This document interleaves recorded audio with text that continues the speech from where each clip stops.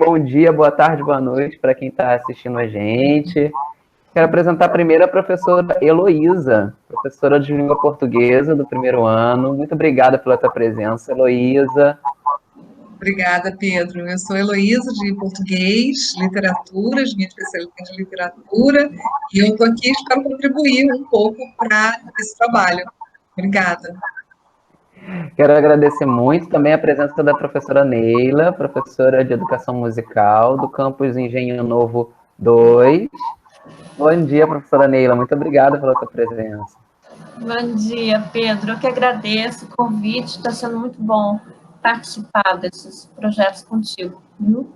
Então, a proposta desse nosso encontro é partilhar as nossas visões, experiências, nossas perspectivas sobre esse tema música e palavra. E o que esse tema traz de interessante para a gente, né? Esse momento de transição entre ensino fundamental, ensino médio, o que eu vou fazer da minha vida, para onde é que eu vou, quem sou eu, o que as pessoas esperam de mim. Essas preocupações, elas envolvem demais a perspectiva emocional. Claro que a gente tenta se refugiar pensando, não, eu vou fazer tal coisa, eu vou fazer tal curso, vou tentar organizar assim, assado e coisa e tal. No final das contas, é uma perspectiva da emoção. O que fala no meu coração em relação à minha vida?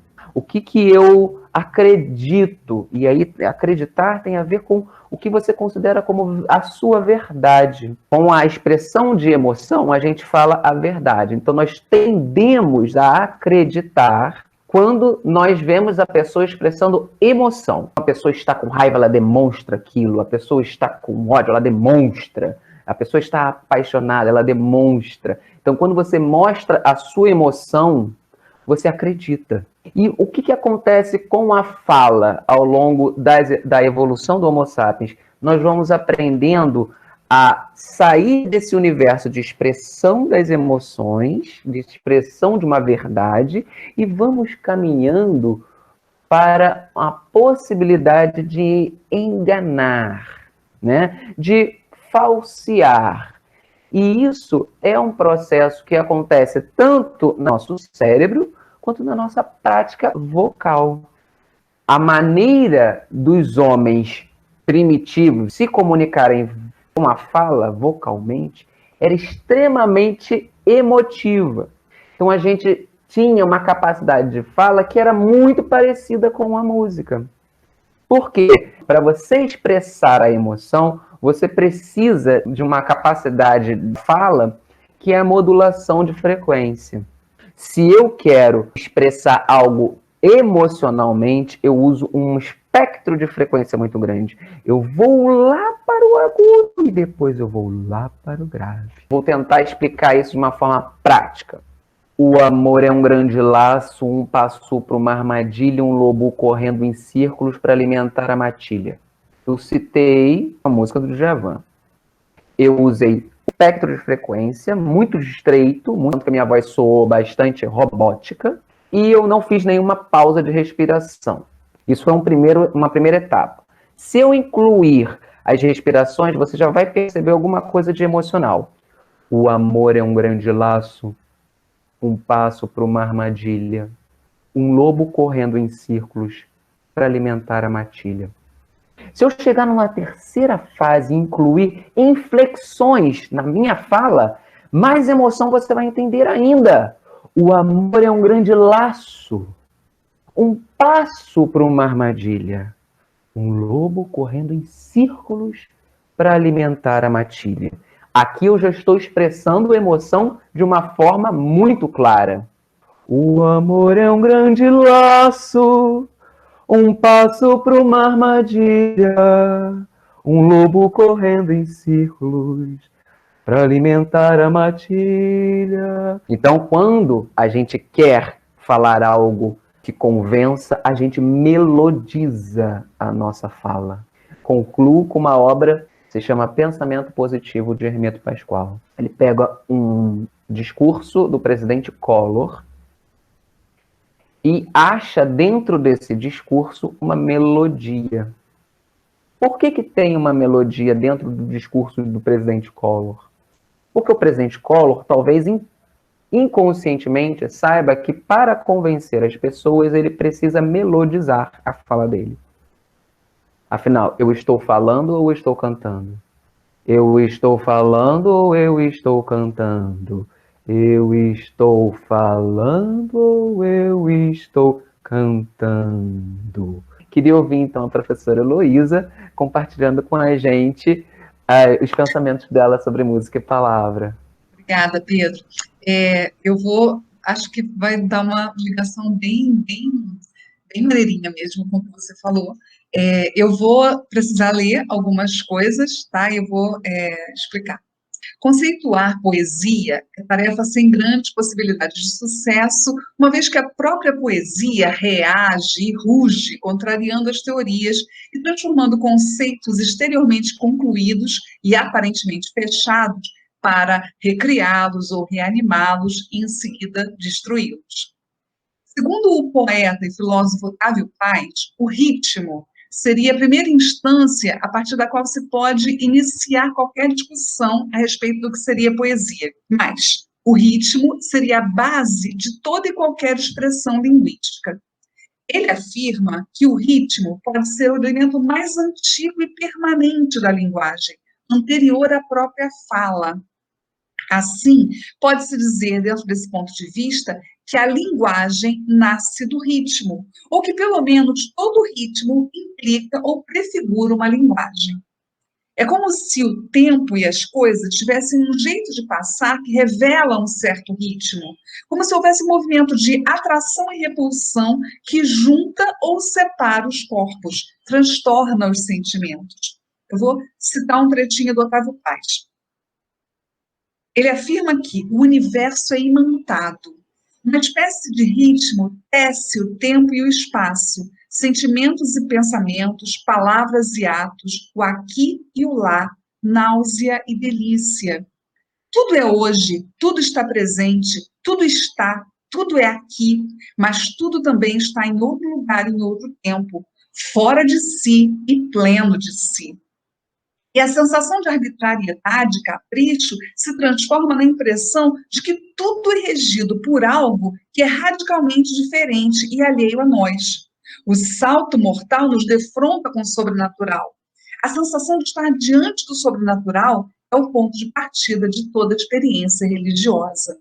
Então, parece que estou falando de religião, mas, na verdade, o que o Otávio Paz está falando é de uma espécie de conexão entre a palavra primeira, e as coisas, e os sentimentos, como o Pedro falou. A prosa, assim, fluida e espontânea, obedece a uma inclinação natural que impulsiona esse ritmo, naturalmente, como tudo na vida, inclusive o próprio pensamento.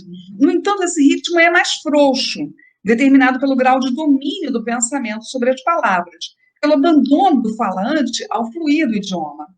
Já a poesia demonstra autossuficiência, pois ela se fecha sobre si mesma em um movimento circular, que provoca uma emoção que outras combinações de palavras quaisquer não produzem. Aí eu vou citar um outro poeta, filósofo, que é o Paul Valéry. Ele diz que todos os objetos possíveis do mundo comum, externo ou interno, os seres, os acontecimentos, os sentimentos e os atos, permanecendo o que são normalmente quanto às suas aparências, encontram-se, de repente, em uma relação indefinível, mas maravilhosamente ajustada ao gosto da nossa sensibilidade geral. Isso significa que as coisas e seres conhecidos, ou melhor, as ideias que os representam, transformam-se em algum tipo de valor. Eles se chamam entre si, associam-se de forma completamente diferente da dos meios normais. Acham-se, permitam-me esta expressão, musicalizados, tendo se tornado ressonantes um pelo outro e como que harmonicamente correspondentes. O universo poético, assim definido, apresenta grandes analogias com o que podemos supor do universo do sonho. Fim da citação do Valéry. A poesia se configura em torno de uma cadeia melódica que se aproxima da música, como nas primeiras cantigas medievais, em que a poesia e a música eram indissociáveis, e gêmeas complementavam-se formando um todo em que o principal elemento era o ritmo. Portanto, o modo de distinguir prosa e poesia é o ritmo. A análise de poemas, canções, de gêneros variados, de ritmos distintos, algumas vezes misturados à prosa, contribui para que possamos nos desprender dos conceitos poéticos tradicionais e aprofundar a compreensão da liberdade desses múltiplos sujeitos que se fundam pelo processo de instabilidade, de reconstrução através da linguagem que simultaneamente os desconstrói, de modo a criar um sentido novo para o desdobramento tanto de cada um desses eus que se enunciam, quanto dos gêneros dos quais eles se revestem.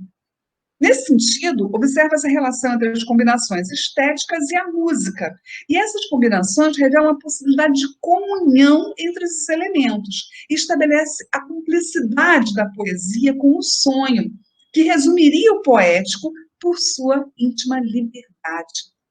Assim, a linguagem objeto, instrumento do manuseio do poeta, é simultaneamente sujeito de si, é corpo que se pode ver, sentir, ouvir, pois é ela mesma o homem poeta construtor da linguagem. É o duplo de si que constrói o ser que a molda. Paradoxo entre ser produto do que fazemos e ser o que nos faz. O eu e o mundo, nossa história, nossa vida. Compreender essa passagem significa penetrar o mistério, a essência da linguagem como aquela que comunica o que atravessa o objeto e atinge o sujeito. Transpõe uma ponte como tradução da linguagem das coisas. Tradução é reflexo, transposição de um lado a outro, construção de uma imagem no espelho sobre o qual incide a luz que emana das coisas. A primeira imagem que traçamos da realidade está pautada nos sentidos humanos. Conhecer o mundo é senti-lo.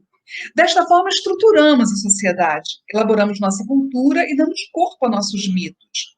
E isso se formaliza por duas instâncias. A sensação que provoca a linguagem, que vai descrever a sensação. O homem se corporifica pela palavra que fala e que simultaneamente o fala. A palavra vai ser a representação última do sentido. O homem sente e traduz esse sentimento em linguagem, que vai naturalmente provocar novos sentimentos e nova linguagem. Essa linguagem inaugura o homem, fazendo com que ele deixe de ser mero código biológico, porque é feito de palavras que dão um testemunho da sua realidade. Mais uma citação do Otávio Paz. Ele diz que ler um poema é ouvi-lo com os olhos, ouvi-lo é vê-lo com os ouvidos.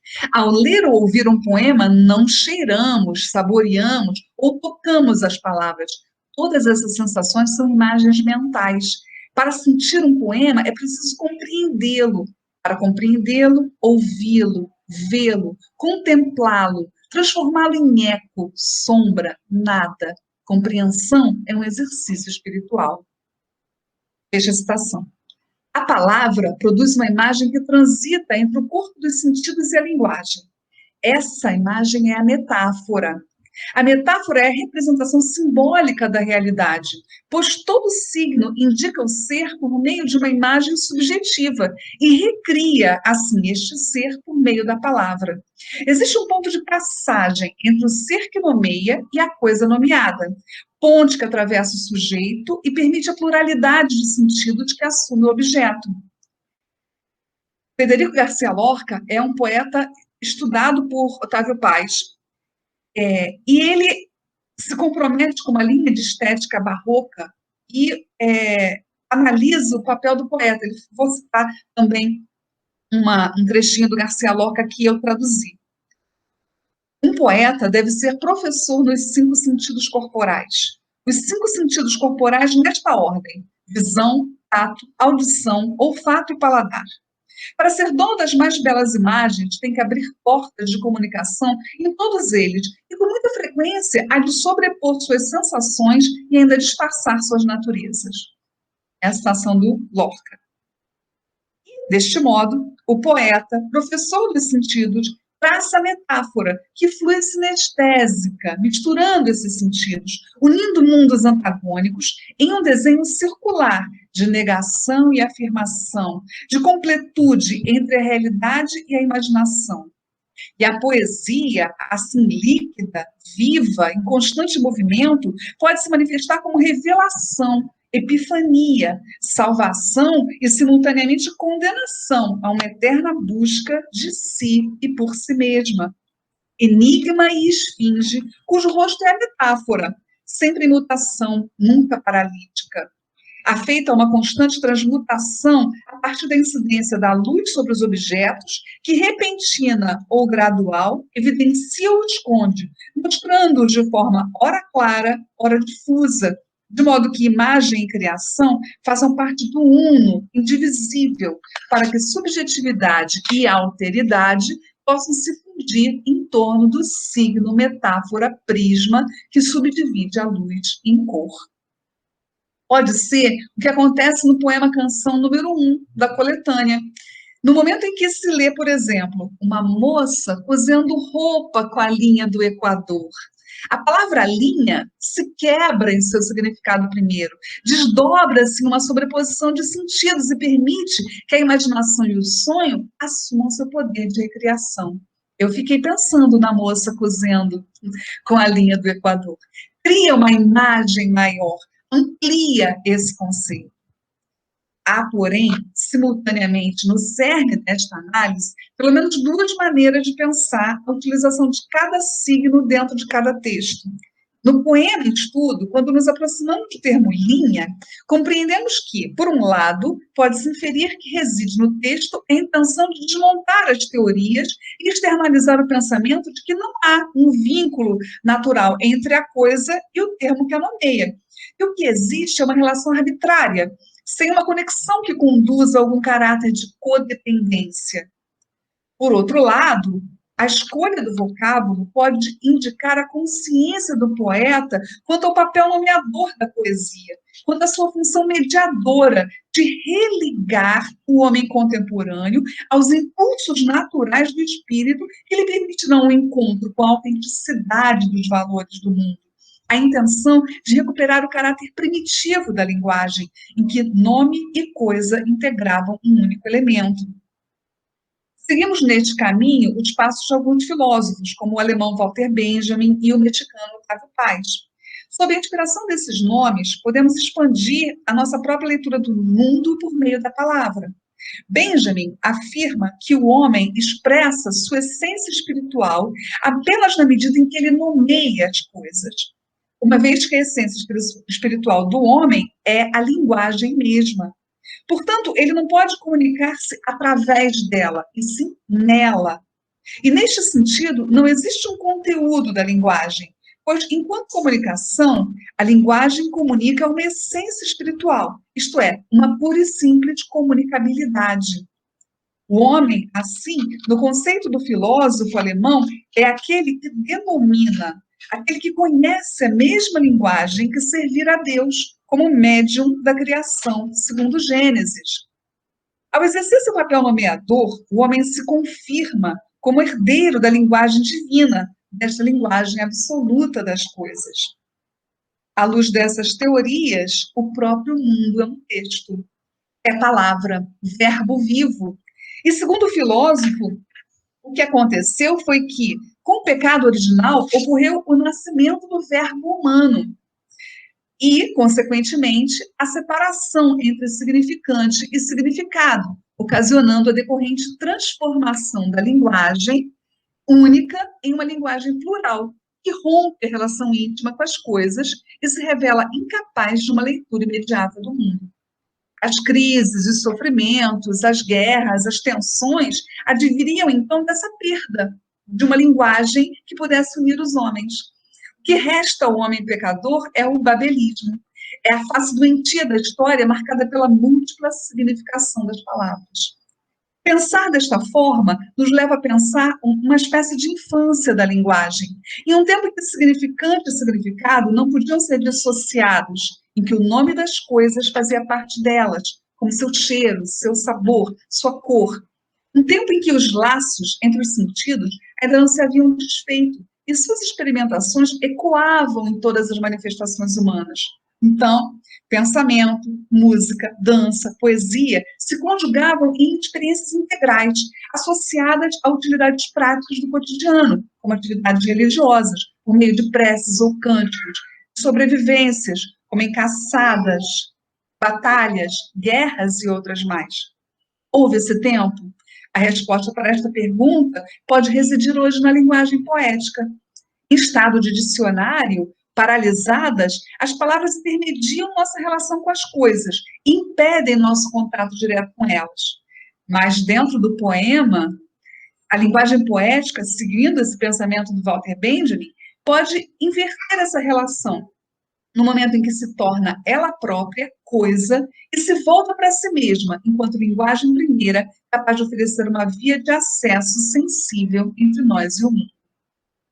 Obrigada, gente. O neném chegou. Oh, meu Deus! Oi, pessoal. Manda beijo. Dá tchau. Oi! Manda um beijo e vai dar tchau, vai limpar, tirar cocô. Ah! Tá rindo! Como é o nome dele? Neném é Francisco. Francisco! Oi! Mentira, Francisco, você tá aprendendo a palavra! É, ele tá falando neném. Não, neném. Vai lá, gente. Que lindo! Vamos tocar. Eu queria começar com o Beiradeiro, que é a primeira música do primeiro disco do Chico César. Foi composta entre 84 e 85. Era aniversário de morte de Elis Regina. E ele parou na casa de um amigo, de um poeta. Isso, hoje em dia os alunos não sabem o que é isso, mas vamos explicar. Fita é uma mídia antiga. Você olha para ela, ela tem 2 olhos. Eu É trouxe a fita. fita. Eu tava pensando nisso, a gente não tem nenhuma fita para mostrar. Que Pronto. legal. Dá para ver aí, Pedro? Tá ótimo. Então, pronto. Os olhos tristes da fita rodando no gravador. Uma moça cosendo roupa com a linha do Equador. A moça é Elis Regina. E a voz da santa, ela Elis, dizendo o que eu tô fazendo cá em cima desse andor. Porque, segundo o Chico César, a própria Elis não se reconheceria nessa figura de endeusamento, né, de santa em cima de um andor. É um aboio. Né? O que é um aboio? O aboio é um canto, né, dos vaqueiros para tanger o gado.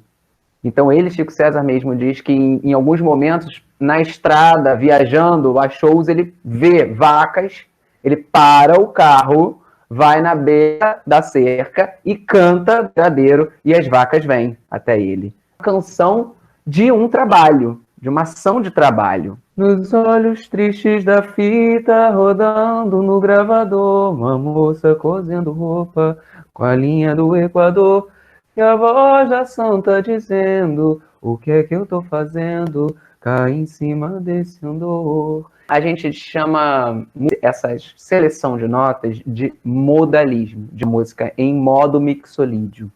É uma forma de organizar as notas diferente do que a gente está acostumado. Dó, ré, mi, fá, sol, lá, si, dó. Não é uma escala musical, é um modo musical. E de onde vem esse modo musical? Esse modo musical vem do canto gregoriano, que era uma música que chegou até nós pelos jesuítas, enfim, pelo português religioso, que traz essa forma de composição modal.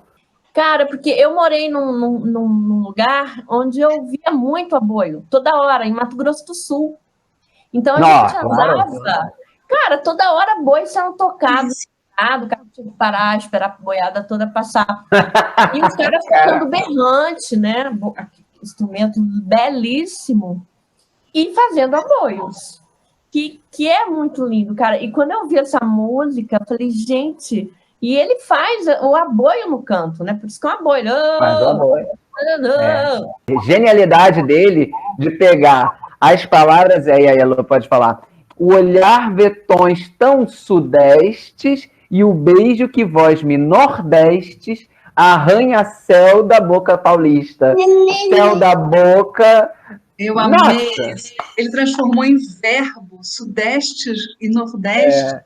Ele transformou em verbo, ele conjugou. Eu amei isso, achei isso de uma beleza. E faz esse jogo mesmo, ele quebra, né, a estrutura original, o sentido original da palavra, e brinca com o sentido, com a sonoridade dela. Então, falando da minha missão, do João Nogueira e do Paulo César Pinheiro, de 1981, é quando ele está num estúdio. Esse estúdio tinha uma placa com o nome de diversos grandes artistas importantes.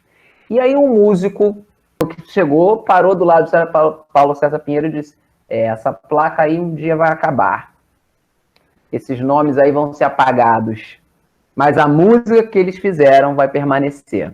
E isso despertou no Paulo César a ideia de, nossa, tenho que escrever uma música sobre a música. Ele faz 3 canções. A primeira canção se chama Súplica. Quase que o início da Ilíada, né? O início da Ilíada é Homero convocando as musas para inspirá-lo a falar. É exatamente esse princípio que é da música Súplica de Paulo César Pinheiro. Vem a mim, ó música. Vem a mim, ó música. Vem me ajudar, vem falar por mim. A segunda música se chama Poder da Criação. A música que está inspirando ele vai permitir que ele, por meio dessa arte, recrie sentimentos, recrie consolo para as pessoas que estão ouvindo. E a última música do Trido, que é a que a gente colocou na playlist, se chama Minha Missão. Uma profissão de fé do cantor. E é lindo esse salto, né? Quando eu canto é para aliviar meu pranto e o pranto de quem já tanto sofreu. Né? Então, é terapêutico para mim e para os outros. A extensão da música é enorme, porque canto para aliviar o dia, canto para aliviar a noite, canto para denunciar o açoite. Ele vai no gravíssimo até o agudíssimo e termina, para mim, com um dos versos mais bonitos da MPB, eu acho. Né? Quando eu canto, a morte me percorre e eu solto um grito da garganta. E a cigarra, quando canta, morre. E a madeira, quando morre, canta. A cigarra, quando canta, morre. E a madeira, quando morre, canta. A madeira queimando, solta aquele... A madeira, quando morre, canta, vira um violão, vira um instrumento. Perfeito. Vira, né? Perfeito. Pode. Eu li essa leitura linda. A madeira no instrumento, claro. Quando morre, canta. Quando morre. Heloísa me disse que os alunos ficaram muito incomodados, assim, curiosos com Beba Coca-Cola. Então chegou para ela uma dúvida sobre o Beba Coca-Cola. Eles estão comentando sobre a playlist e, assim, meio incomodados com a Beba Coca-Cola. Eles não gostam muito, né? Porque a tendência é ficar acostumado com a música certinha, arrumadinha. Pois é, mas a arte é deslocamento, né? E o que o Gilberto Mendes quer com a música dele é justamente isso. Até assisti um documentário, A Odisseia Musical de Gilberto Mendes. Maravilhoso. Então eu pude assistir para me aproximar mais do Gilberto Mendes, que é um compositor bastante importante. Primeiro, ele trouxe para o Brasil várias linhas, né, da música contemporânea. E ele era muito ligado, sempre foi muito ligado à literatura. Mas, mesmo assim, ele entrou para o direito. E no curso de direito, ele desistiu, estimulado por um amigo, a largar tudo e fazer a música. Então, ele começou a estudar música quase com 20 anos. E teve um momento que ele passou a se sentir um compositor. Ele recebeu bolsa para estudar na Alemanha, foi inclusive aluno do Schoenberg, né? Ele tinha uma ligação com o cinema também. Então, ele até se auto-intitula um compositor neoclássico romântico cinematográfico, porque eu trabalho com movimento, criar imagens e se expressar corporalmente, inclusive. Várias músicas dele envolvem, né? O que acabou sendo até chamado música-teatro, né? Para esses músicos contemporâneos, a escrita musical, já que a música era uma música nova, ela também pedir uma escrita nova. Isso é até interessante se você pega a própria poesia do Décio, né, de Beba Coca-Cola, ele tem a preocupação de, no final, dar o espaçamento certinho para produzir, escrever a cloaca, né? É um desenho, né? Ele usa a palavra, a página, arruma o poema dentro da página de uma forma tal que vai ter um efeito visual, vai provocar um efeito visual. Quando você bate o olho no poema, você já sente alguma coisa, já tem uma inflexão, né? Isso é muito rico mesmo. Faz um jogo com a palavra e com a página. Ele começou a escrever músicas como compositor para canto e piano, né? Então ele escrevia para poemas de Oswald de Andrade, Manuel Bandeira, e ele tem uma importância no cenário mundial, no canto coral, nas obras corais contemporâneas. E o contato dele na Bienal, na Sexta Bienal de Arte de São Paulo, em 61, com Damião Gonzella, Rogério Duprat e Willy Corrêa de Oliveira, foi muito importante. Depois eles passaram a fundar um movimento que chamou Música Nova, mas existia uma perspectiva política muito, muito bacana na música dele, por isso ela incomoda algumas vezes. O Beba Coca-Cola, por exemplo, já diz isso, né?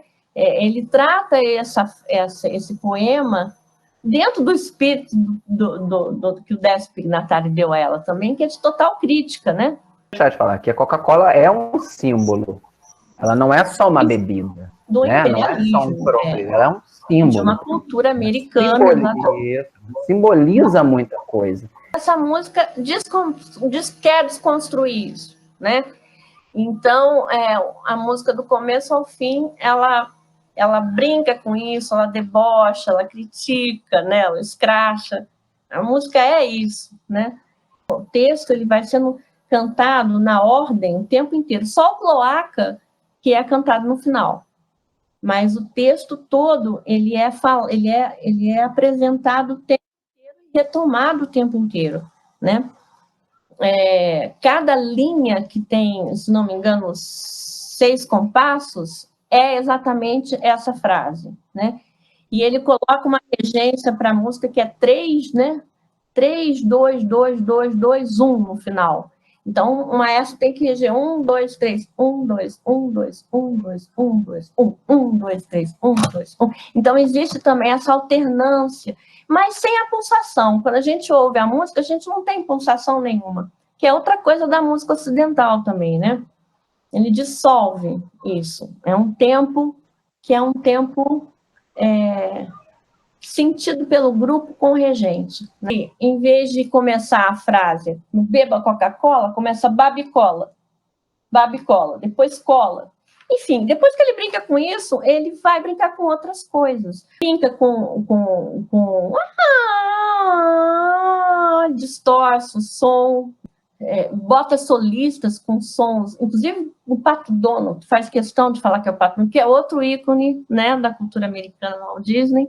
Bota um grito de um soprano que vem do agudo até o grave, né? E depois que chega o arroto, que é o ápice da música, ele passa a explorar mais a parte rítmica. E usando uma estrutura que na época todo mundo sabia o que era. Tá, tá, tá, tá, tá, tá, tá, tá, tá, tá. Deixa que digam, que falam, deixa isso para lá. Ele trouxe essa ritmo que estava muito impregnada no ouvido, né? E botou aí. Então, eu acho que Beba Coca-Cola é um desafio.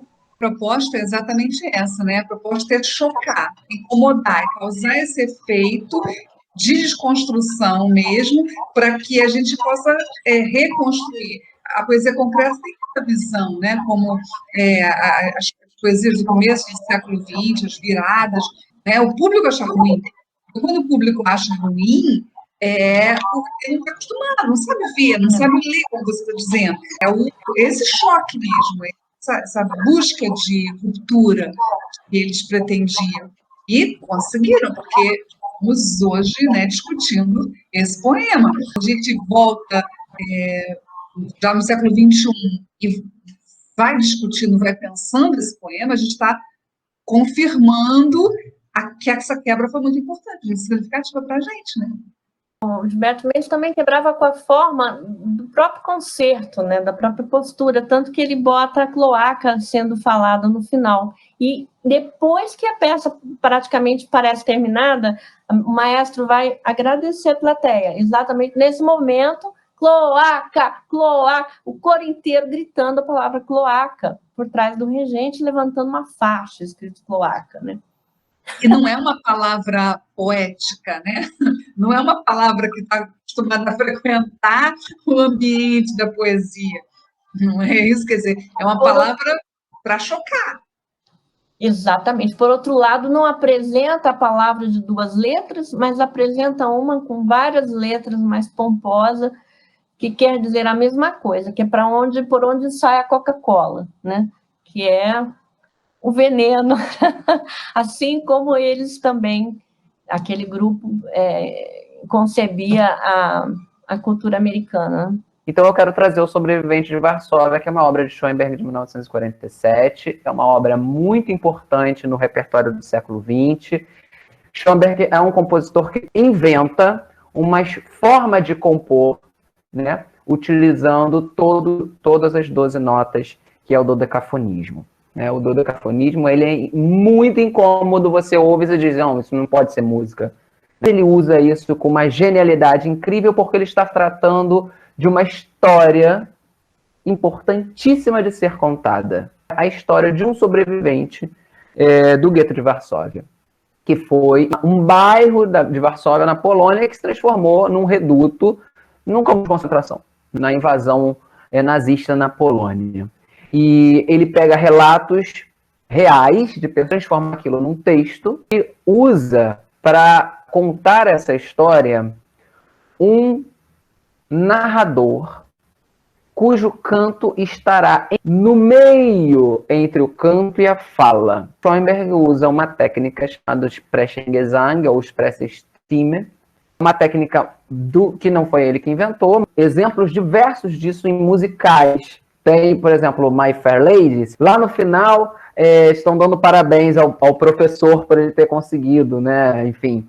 E o professor canta ou recita uma música que é You Did It. Você conseguiu, né?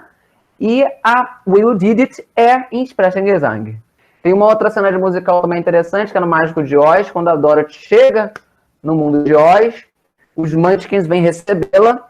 Se você ouvir o prefeito da terra dos Munchkins, ele fala em Sprechgesang, ele canta em Sprechgesang. I'll welcome you most legally, but you got to verify if legal to see. Então você está assim, no meio do caminho entre o canto e a fala. O barítono que faz o narrador, ele tem que ser extremamente hábil, porque ele vai fazer vozes diferentes de pessoas. E no final da obra tem um Shema Israel, que é um canto judaico feito por um coro masculino, que é um canto importantíssimo na religião judaica. Ouve Israel, o Senhor Deus é o único Deus, é um canto de identidade judaica. Eu junto essa obra com o Hurricane, do Bob Dylan, que é uma peça de 1976, que o Bob Dylan escreve em homenagem ao Rubin Hurricane Carter, um boxeador que foi negro, que foi condenado injustamente por um crime que não cometeu. Tem um filme sobre isso, com Denzel Washington, né? Um livro que o próprio Hurricane escreve na prisão, né? E o Bob Dylan vai visitá-lo na prisão, faz um concerto, né? Um show para juntar dinheiro para defender esse boxer que está preso injustamente. Compõe uma música com a história do que de fato aconteceu naquela noite. O Bob Dylan também é um cantor que, quando você ouve, você percebe que ele está entre a voz falada e a voz cantada. Ele tem esse... Ele cai, deixa cair as notas finais, porque assim nós falamos, né? Notas, quando a gente fala, está sempre caindo no final. No final. A gente sempre deixa cair as notas. Então o Bob Dylan tem essa expressividade. E, por essas e outras...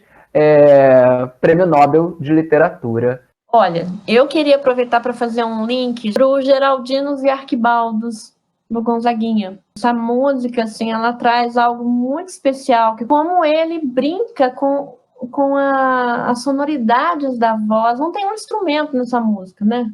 A malandragem carioca, os Geraldinos e Arquibaldos, eles remetem a geral e a arquibancada do Maracanã. E o Nelson Rodrigues é que criou essa expressão Geraldinos e Arquibaldos, né? Então ele vai, resgata isso aí e compõe essa música maravilhosa para dizer: é preciso ir com muita calma, né? No campo do adversário é bom jogar com muita calma, procurando a bola pela brecha para poder jogar. Então, essa malandragem que ele... Na verdade, ele está falando da ditadura, né? Para ir com calma, olha aí, ó, vamos com calma, com malandragem, e a rítmica que ele faz com os lábios, né? As ênfases que ele dá no texto com esses comentários sonoros. Quando fala que angu que tem caroço, ele faz sons que mastigam, né? E ele usa muito esses termos, né, da cultura popular, né? Cama de gato, angu que tem caroço, Matilde, Matilda, ah, Matilda, Matilda. Essa Matilda cai na boca de Matilda, né? Não quero cair na boca de Matilda, é cair na boca de fofoqueiro. A delação, né? A riqueza que ele consegue construir no arranjo que ele faz só com voz, sobre esse texto maravilhoso que fala sobre repressão o tempo inteiro. Mamãe não quer, não faça. Papai diz que não fale. Vovô grita, não ande. Placa do verde, não pise. No luminoso, não fume. Ele começa botando a censura aí em jogo. E de um modo leve, malandro até, né? E também dizendo, né, para poder ganhar, tem que ganhar. Vamos com muita calma para poder ganhar. Então, há uma perspectiva aí de esperança, de alegria. Eu queria contrapor essa leveza da maneira como ele propõe a luta política com o peso que é Cálice, que é a mesma proposta, mas é extremamente oposta. O Cálice é essa música de 78, do Chico Buarque e do Gilberto Gil, que é uma bigorna. Jogos de palavra, aí a Heloísa vai poder falar, né, do cálice religioso, que tem esse simbolismo de sofrimento, afasta de mim esse cálice, e o cálice de calar a boca, né? Censura do falar, é um sofrimento. Musicalmente, o cálice é muito simples.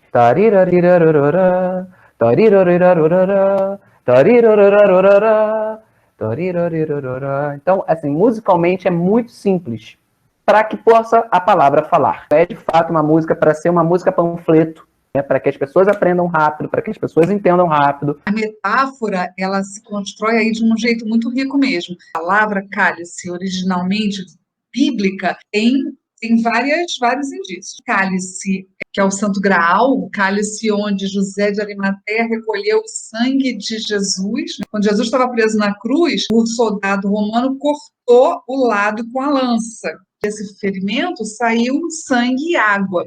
E o José de Arimateia recolheu num cálice. Ao mesmo tempo ganha visibilidade pelo cálice da última ceia. Você falou cálice como sofrimento, mas o cálice também, dentro da visão bíblica, ele é ressurreição, é renascimento, salvação, né? O Santo Graal diz que depois que José de Arimateia recolheu esse sangue, quem bebesse desse cálice seria salvo. Aí se pensa nessa metáfora que se quebra, se estende, se desdobra para o nosso cálice, verbo do imperativo. Cálice é o que a gente está vivendo, né, no momento, lá em 78, a marca da proibição, da censura e tal. Jesus, antes de morrer, faz uma oração, né, para Deus: Pai, se for possível, afasta de mim esse cálice. Com essa mesma metáfora. O Chico Buarque pega isso tudo e transforma, como você falou. A metáfora cresce, ao mesmo tempo que ela se desmonta, ela cresce, ela se amplia, né? Ela representando o momento, representando a visão do sofrimento, da censura, né? O Chico Buarque chegou a ter de se exilar, tentou antes escrever como Julinho da Adelaide, né? Assinar com outro nome para tentar passar pela censura, mas não passou, a marca da necessidade de resistência nesse momento. Eu acho que o Cálice tem uma metáfora muito funda nesse sentido, foi uma espécie de símbolo da resistência.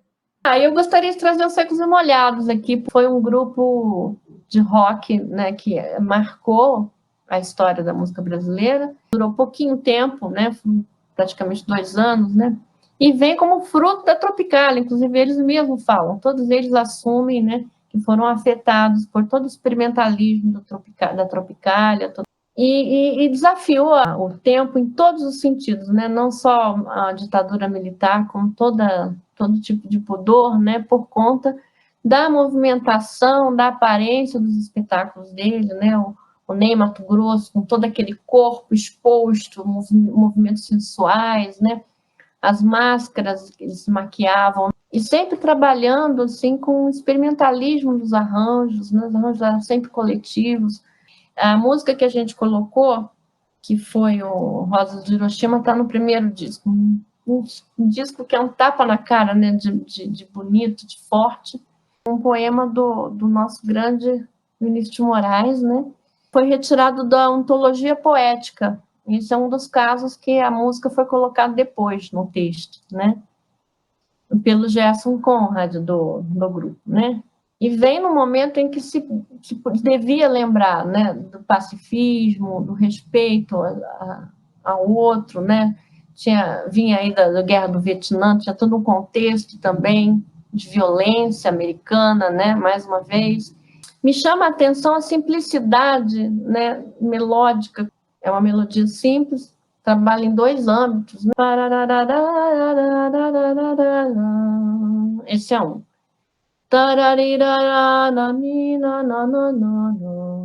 Esse é o outro. E volta. A música só trabalha com esses 2 grupos de notas. Eu fiquei impressionada com a beleza do grave, do baixo, quase um baixo contínuo. Daria para emendar na música do Handel, que também tem um baixo contínuo. O Ney Matogrosso cantando com aquela exuberância, aquelas penas, a máscara. E o Farinelli também, num contexto tão diferente, né, com a plateia batendo palma, levantando, e o Maracanã cheio também, batendo palma, né? Eles tinham um séquito de fãs enormes, né? Um disco que superou a venda do disco do Rei na época, né? Mais de 1 milhão de cópias vendidas, é um disco histórico e que surpreendeu, né?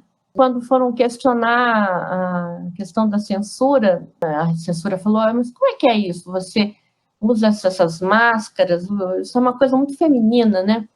Não, carnaval todo mundo usa isso, né? E foi argumentando cada item, né? E o corpo, tira o corpo, então, não mostra o corpo. E esse olhar, né? E aí ele comentando sobre isso é muito interessante. Isso era o que mais preocupavam eles, até do que meu corpo assim exposto, mais do que a máscara, era o meu olhar. Era um olhar de alguém livre, alguém que olhava no olho, cantava cada palavra com verdade. E querendo também convocar as pessoas a serem livres. Então, esse discurso de liberdade que os Secos e Molhados traz para a gente, musicalmente, inclusive, né? Rosa de Hiroshima, e percebe que corporalmente, ao cantar, ele expressa isso na maciez da voz, uma coisa intimista, né? Tem uma imagem que eu acho que dialoga com o que você traz, que é a suavidade da imagem de uma rosa. Pensem nas feridas como rosas cálidas. Elô, como é que a gente pode dizer assim, eu olho para uma ferida e pensar numa rosa cálida? Já viu o desenho da rosa? Eu penso na rosa de Hiroshima, naquele cogumelo que sobe, né? Então, é uma construção de uma imagem mesmo. E a ferida aberta como rosa, ele mistura o belo e o feio, o grosseiro, o grotesco, né? A gente pensa em rosa como coisa bonita, coisa boa, coisa positiva, mas ele vai e desmonta essa rosa quebrando, fazendo o paradoxo. A rosa de Hiroshima é a rosa atômica, de dor, essa ferida que vai abrir. Como ferida de queimadura, eu visualizo isso, passa um monte de comida na minha cabeça. Pele abrindo como pétalas, né? A pele como pétalas. Na bomba atômica, né? No momento da explosão da bomba atômica, eu já li relatos sobre isso, a pele derretendo, a pele se abrindo. Dá para imaginar, para construir essa visão, essa imagem como um todo, que é forte pra caramba. Que é o paradoxo. O paradoxo acontece quando um termo nega o antecedente. Então, essa rosa, ela quebra a visão do belo ao qual a gente associa sempre a imagem da rosa, né? E eu queria pegar aqui o Ouro de Tolo do Raul Seixas, uma das principais músicas do Raul Seixas. E eu vou usar para entender o Ouro de Tolo numa perspectiva musicológica, um termo também da religião, que é o reto tom.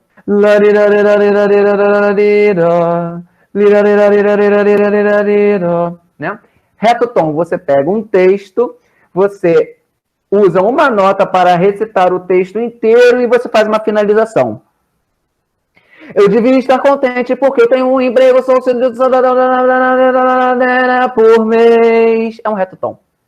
E ele usa isso, para mim, de uma forma a intensificar uma ambientação meio preguiçosa. Ai, que preguiça do cotidiano. Ai, que preguiça dessa vida, né? Eu devia estar contente, eu devia estar feliz, porque eu tenho um emprego, sou o dito cidadão responsável, que eu vou domingo jogar pipoca nos macacos, o meu cotidiano, a minha vida está formatada, eu devia estar feliz por isso, mas tem um tédio dentro disso, insuportável, porque isso não é para mim. Eu não estou de acordo com isso, né? Então a música é preguiçosa, a melodia é extremamente preguiçosa, ele canta com a voz preguiçosa. Eu devia estar contente porque tenho um emprego, sou dito cidadão responsável, tenho 1.000 cruzeiros por mês. Ele quase não abre a boca para cantar isso. E a música chega num clima, e vai subindo, chega num clímax. Eu que não me sento no trono de um apartamento e a nota mais aguda vem na palavra esperando a morte chegar. E a morte é o paradigma do tédio. Esse cotidiano que eu deveria estar contente vai me conduzir a essa morte. E depois da morte ele vira a música ao contrário, totalmente. Porque longe das cercas que separam quintais, que no meu entender é a cidade, né? É o recorte que a gente faz do espaço urbano, longe disso daqui, lá longe, lá distante, assenta a sombra do meu olho, ou seja, eu consigo ver uma sombra baixando, um disco voador. O disco voador é um elemento assim extremo de exótico, extremo de antitédio.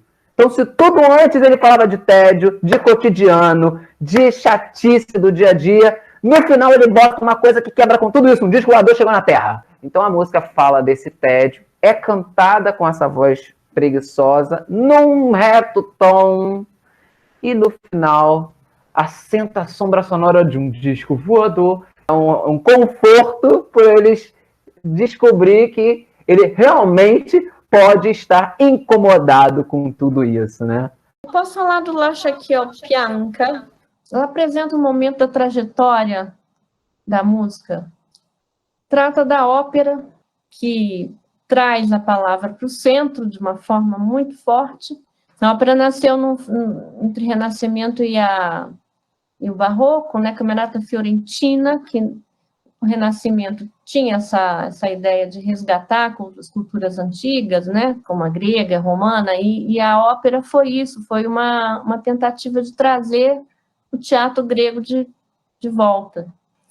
Handel foi um dos grandes compositores, e a ópera sempre tem um libreto, que é uma história que é trazido antes para o compositor, e ele então pega essa história, já com os personagens, com todo o enredo definido, e dá uma forma musical para isso, né? Achei importante trazer essa área, porque, inclusive, está dentro do filme do Farinelli, né, que conta a história de um castrato mais famoso e mostram duas coisas ao mesmo tempo, né? Essa beleza da melodia barroca, né? Com os ornamentos, era uma coisa prevista para as áreas, o momento em que o cantor mostra sua habilidade não só virtuosística, assim, de canto mesmo, de técnica, mas também de criatividade. Então, tinha sempre um espaço para improvisação, e que é muito bem mostrado nessa área. Na cadência final, ele faz aquela nota aguda, longuíssima, né? Que as pessoas suam, morrendo, tira a peruca, é uma cena do filme. E mostra também essa figura do castrato, né? Explicar o que é o castrato. Na época, você lembra que os músicos, os compositores, trabalhavam muito para a igreja e as igrejas não permitiam o canto das mulheres. Teve um papa que, inclusive, ele declarou proibida a presença das mulheres no palco, não era só na igreja. Então, por um período, os personagens que eram femininos eram cantados por esses castrati. Uma criança que geralmente não, ela tinha que estar num coro, né? Às vezes era de um orfanato, existiam os orfanatos que cuidavam das crianças abandonadas e eles tinham música, necessariamente eram músicos, estudavam música, e vários deles eram escolhidos para serem esses castrati, né? Mas não só também. Às vezes, alguns pais queriam, né, oferecer o seu filho para esse tipo de oferta ao Senhor. E esse menino tinha que ter pelo menos 7 anos, né? E já ter uma cor bonita de voz, e claro, afinado, todos os parâmetros aí tinham que estar bem atendidos para essa castração. Porque ao ser extraído os testículos, né? Então, a testosterona não era mais produzida, ou seja, a prega vocal ela não continuava se desenvolvendo. Então, mantinha-se, né, aquela prega vocal da criança com corpo de homem, ou seja, uma caixa torácica, um amplificador maravilhoso para uma voz ainda na mesma extensão que a mulher, porque a criança e a menina, elas têm a mesma extensão. Só depois da muda vocal é que os meninos passam a cantar quase que mais do que uma oitava abaixo das meninas. As meninas também têm muda vocal, mas nos meninos ela é muito mais drástica. Então, um parâmetro aí que me chama muita atenção é a altura mesmo, né? É uma nota após a outra, construída de um modo, assim, super lírico, ou seja, muito melodioso, e ele canta mudando o timbre da voz para articular o sentido de certas palavras. É um canto triste, né? Fala do sofrimento, então quando ele fala a palavra sospire, ele suspira para cantar. E várias palavras, vocês vão observar esse recurso do Farinelli ao cantar. Na verdade, essa voz é de uma cantora, é a única faixa, a única música do filme que é de uma mulher. Todas as outras músicas uma voz que é o somatório dessa mesma cantora, um outro cantor. Pegar já o universo da música erudita que a gente está aí falar do Villa-Lobos, nosso compositor de música erudita mais importante do Brasil. A música dele mais executada no mundo é a Área da Baquiana Brasileira número 5, uma obra que ele escreve em 38, e ele faz, no meu entender, a coroação da música sobre a palavra. Porque se você escuta a música, você tem a melodia belíssima, cantada sem nenhuma palavra, e quando ele coloca a poesia, a música se desforma, e aí fica extremamente pobre. A parte da música não tem palavra, é lírica, é belíssima, é riquíssima, as notas são maravilhosas. A parte em que tem a palavra, ele faz uma música intencionalmente muito repetitiva, com notas repetitivas, né? A poesia foi escrita pela Ruth Valadares Correia, que também cantou a estreia dessa obra, com o Villa-Lobos regendo e os 8 violoncelos na orquestra. Vale ouvir e viajar nessa beleza, desse contraste entre o momento em que tenha o canto sem a palavra e o canto com palavra. Então, não entenderam o Villa-Lobos dizendo, não, a música ganha da palavra, tá? Obviamente, isso é uma visão do Villa-Lobos. É uma visão do Villa-Lobos. Vou falar uma coisa rapidinha sobre isso, a questão do bel canto. interfere também no modo como o texto é compreendido. É difícil na região aguda você ter uma clareza da conformação das vogais e também das consoantes, né? Porque é um momento em que você quer estabilidade no agudo para não poder desafinar. E o bel canto acentua isso.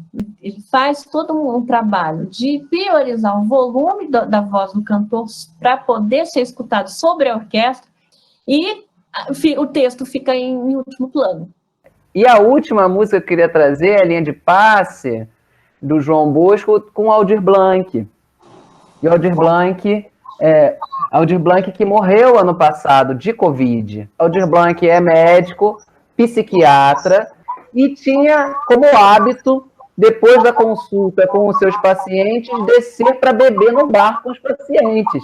Né? Então, Aldir Blanc é assim, tem uma prática terapêutica, digamos, heterodoxa. E nesse universo de loucuras, de palavra, ele escreve junto com João Bosco Linha de Passe, num disco do João Bosco de 79, que é um disco que vai ter Bêbado Equilibrista, Cobra Criada, que Elis grava também, né? Que Elis canta. Aliás, Linha de Passe e Cobra Criada, Elis canta no show dela de Montreux. Para mim, a coisa mais legal da letra, a letra é ótima também, assim como o Geraldino Arquibaldi vai utilizar muitas referências da língua brasileira. Então, toca de tatu, linguiça e pai, o Beuzebu, rabada com algu, né? Então, e tem um elemento que Neila já falou, Beba Coca-Cola, em que ela fala do deixa que o Gilberto Mendes pega essa clave, essa célula rítmica e transforma em melodia. Aqui também, porque ele